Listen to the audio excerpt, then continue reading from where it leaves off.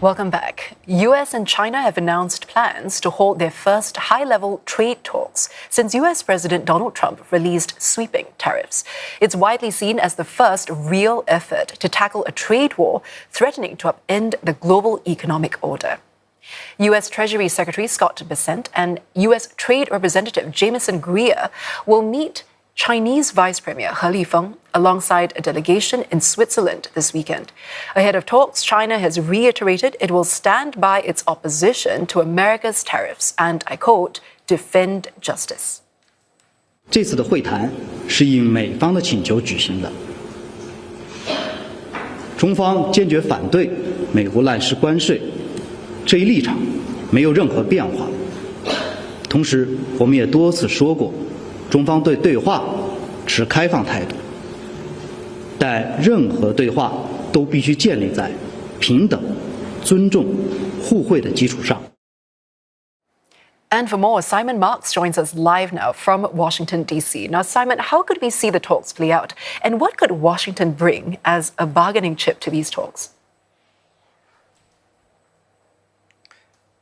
Look, I think it's very difficult to know how this is all going to play out. These talks in Switzerland are being described here as an icebreaker between the US and China, which is odd given that President Trump has maintained for the past 2 or 3 weeks that talks were already underway behind the scenes between US and Chinese officials, something that China has persistently denied, and that the Treasury Secretary Scott Bessent, testifying under oath on Capitol Hill earlier this week, conceded was not in fact taking place. So this is an opportunity for the two sides really just to begin talks about serious trade negotiations. The Treasury Secretary is downplaying expectations for this meeting.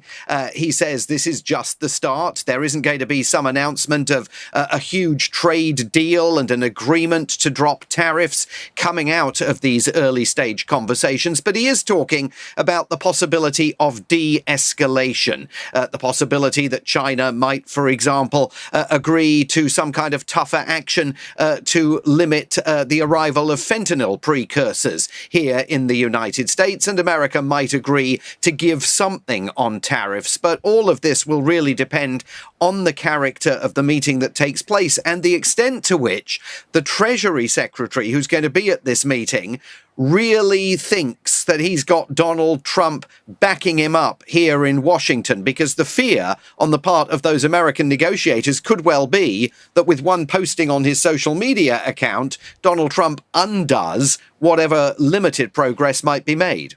And all these uncertainties aside, Mr. Trump has also warned consumers to cut back on spending after the tariffs. So how are average Americans and businesses actually coping with the levies' impact so far?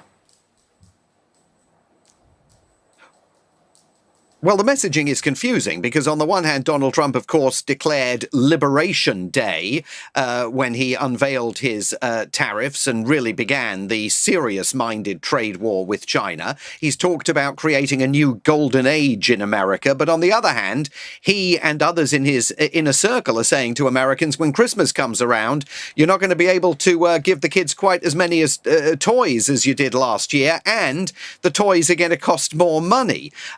So it's a head-spinning situation for American families. The trade deficit that Donald Trump says is narrowing actually widened in the last set of figures that we saw because so many exporters were surging goods into the United States to get ahead of the tariffs that the Trump administration was imposing.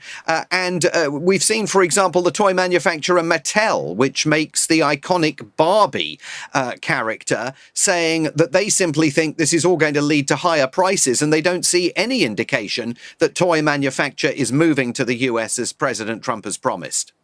Simon, thank you for bringing us up to speed. That was Simon Marks reporting live from Washington, D.C.